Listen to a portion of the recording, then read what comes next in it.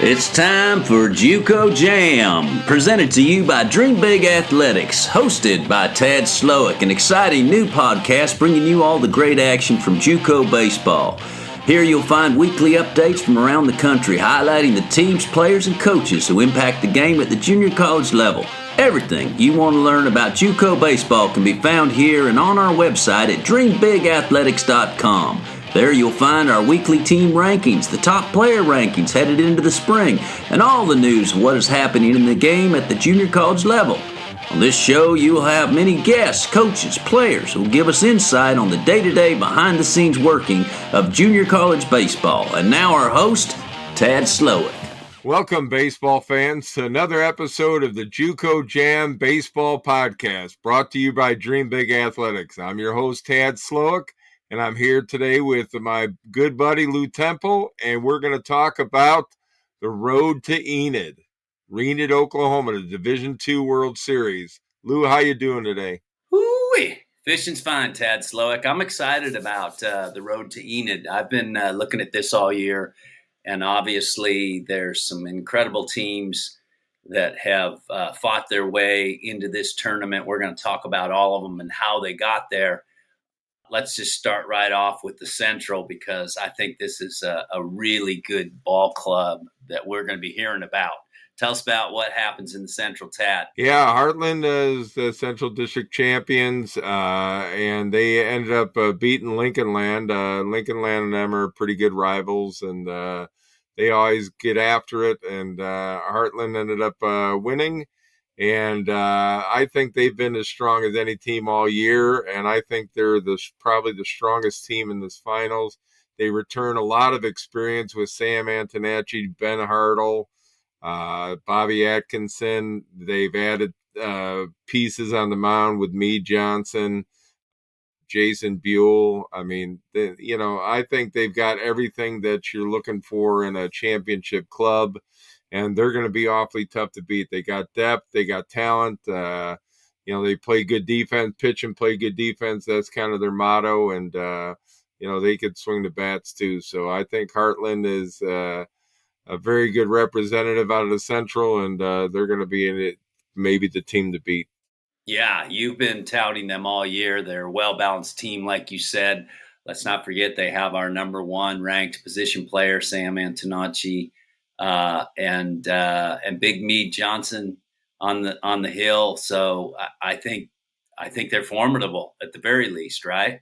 Yeah, they're going to be tough. And Lincoln Land, fought them tooth and nail all year, and so we knew that was going to be a dogfight in the end. But it's good to see Heartland there because they deserve to be there. Yeah, and they had a good run last year, and, this could be their year. This is what they've prepared for this year by all those players coming back off of last year's club that went to the World Series, and so they're going to be ready to go. So we'll see what happens. Looking forward to that. Now, moving over to the East District, this one, I always find the East to be very unpredictable. A lot of wild cards can happen or come out of the East. We don't know a lot. Or I don't know a lot about this team. You do, but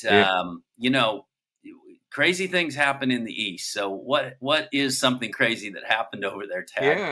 Yeah. Lackawanna. They ended up finishing strong here. They won 6 in a row, and just pounding everybody in the postseason. They defeated really good teams in Delaware Tech and Sullivan County, and those teams are pretty tough and had good seasons, and Lackawanna is just on a roll right now. I think they got good pitching, they got good depth, they got a pretty good lineup, and I think they're going to be a tough team in Enid.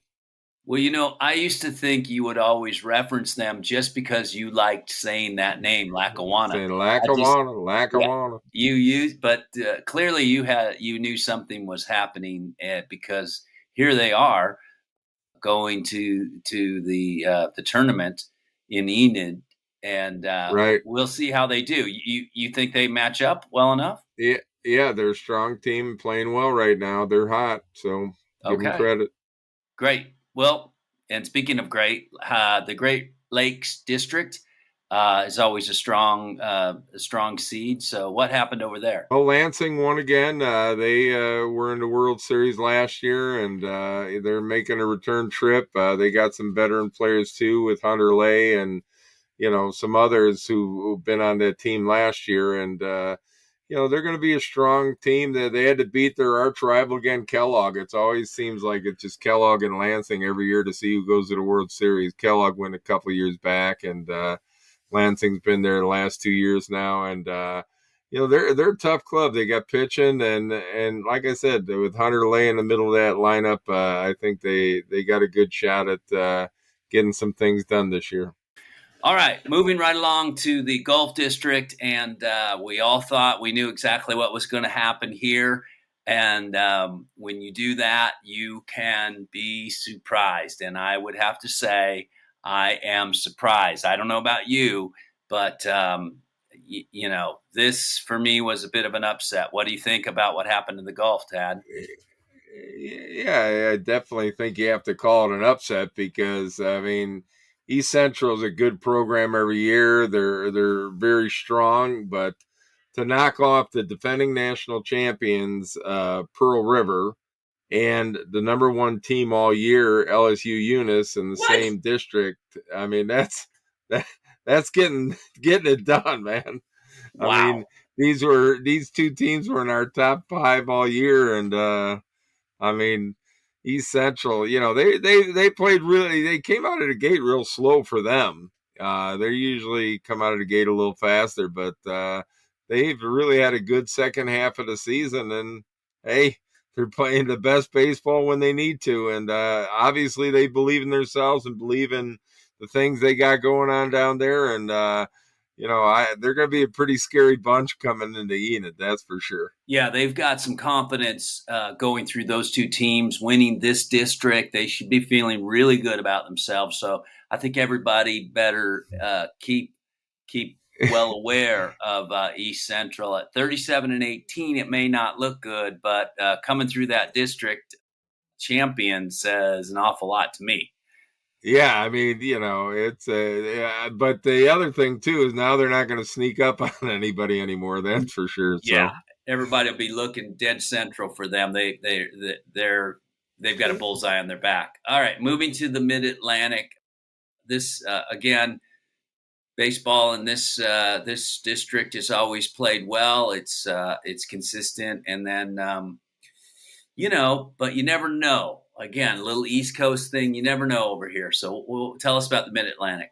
yeah, Frederick was the champs again. They're a power out there in Mid Atlantic and district, and they're strong every year. So this is not a surprise, but still, they kind of got off to a little slower start than they usually do, and they they had to beat a tough Catonsville team there, and it was a hard fought battle, 2 out of 3 series. So believe me, Frederick's not going to take anything for granted headed to the World Series, and they've been there before. They understand the process there, and I think they're going to be a strong team, and I think they'll make some noise too.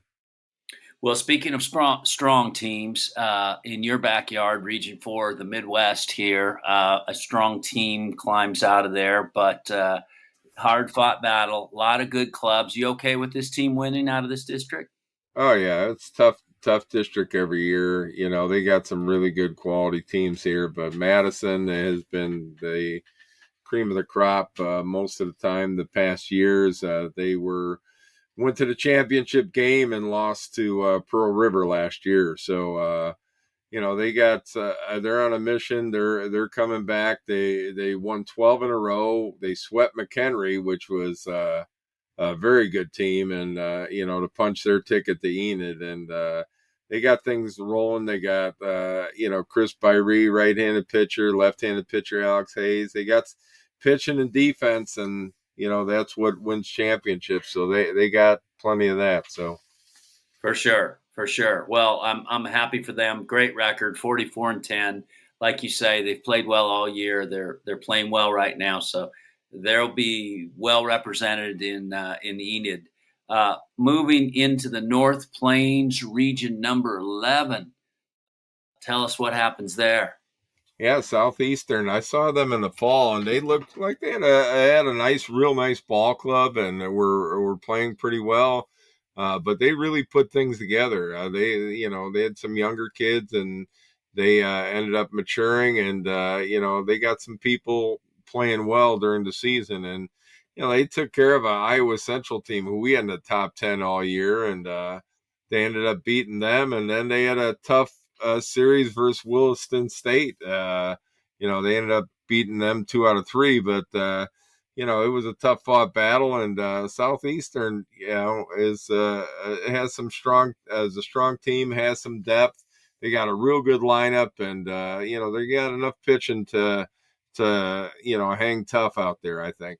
I'm impressed. They walked over Iowa Central. I thought Iowa Central might be the team this year. I've talked about them a few times, and I know you talked about them a lot. So that battle, give them credit, and they deserve to be in Enid.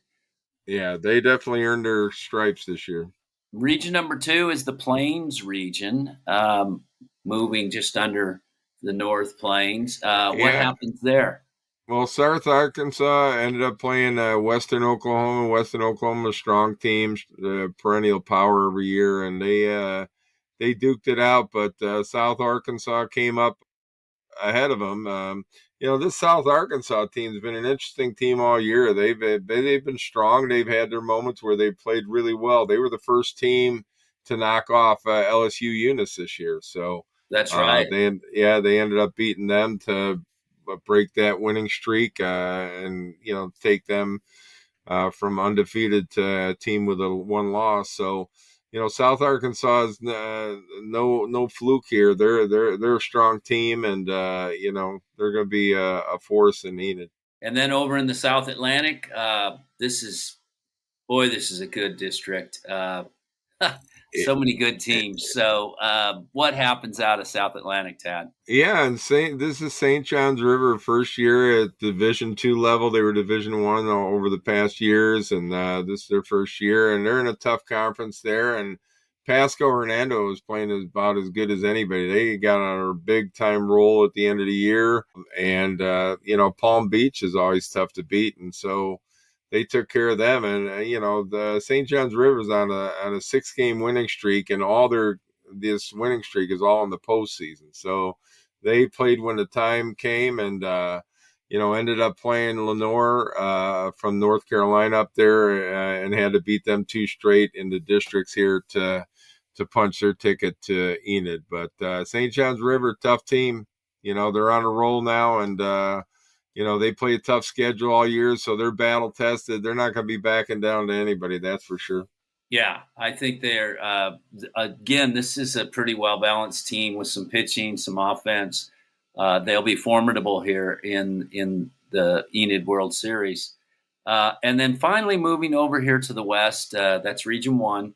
Yeah, definitely. Talk about a team that scratched and clawed their way in there. Glendale's it. They got quite a bit of talent on that team, but they play in that tough region out there. They play with wood bats all year, and they end up beating each other up. With all those good clubs out there out west, and they had to take care of Gateway, and then they ended up beating Chandler Gilbert, who had a great season also. And so Glendale give their devil their due, and they were the team that was the strongest out of the West this year, and they're the representative, and believe me, they're going to be no pushover. That's for sure. They're battle tested. They're ready to go. They got talent, so they're going to be awfully tough.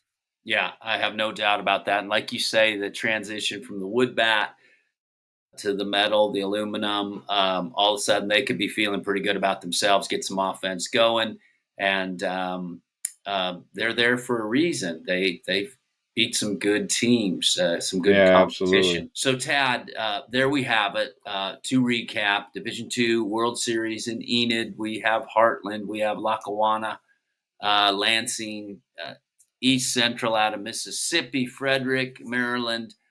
Madison, Wisconsin, southeastern, about Iowa, South Arkansas, St. Johns River from the great state of Florida, and Glendale. That's Glendale, Arizona.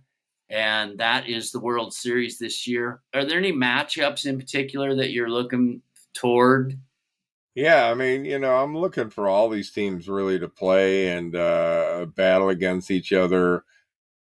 Like I said from the beginning, I think Heartland. If you're a betting man, you got to bet on Heartland. But all these teams are going to have their say so during the matchups here, and it's not going to be an easy road.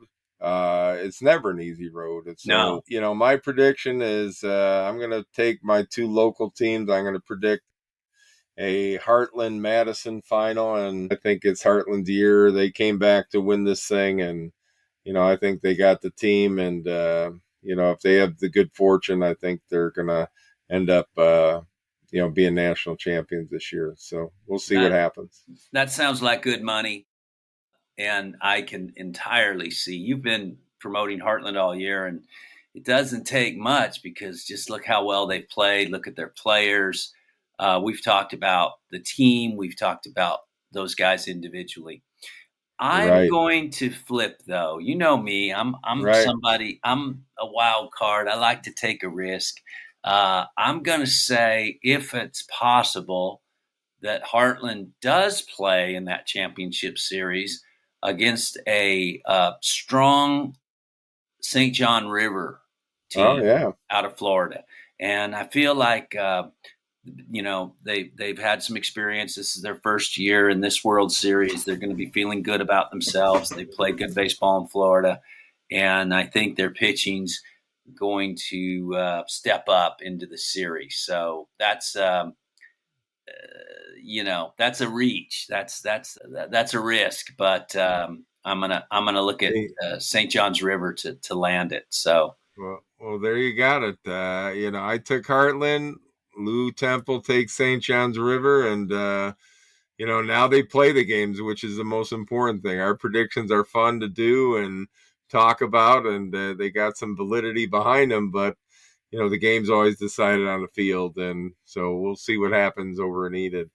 well, there's the road to Eden. Enid, I can't wait to see how it plays out. Thanks for inviting me to be part of the preparation for the road to Enid. And Yeah, this is great. This is fun talking about all these good teams. I mean, it was just fun to banter around about them and recap kind of what their season's been like and who they've been having to beat to get on their way to Enid. And it's just fun talking baseball. Period, and especially JUCO baseball. We love JUCO baseball. So we're jamming, JUCO jamming World Series Enid style. So we'll talk next right, time. And remember, anybody to follow the JUCO World Series, both Division 1, 2, and 3 on dreambigathletics.com. You can get all your information regarding the World Series, regarding our predictions, the player rankings. It's all there. And that's the place you'll want to be informed. Thanks, Tad. right, yeah. And we have just for fans, we have the road to Grand Junction and the road to Greenville, Division 1, Division 3 out also. So take a listen to those. It was fun, Lou. It was a pleasure being with you, and I'll talk to you next time. You've been listening to JUCO Jam. For all your junior college needs, go to dreambigathletics.com and make sure to tune in to next week's episode of JUCO Jam.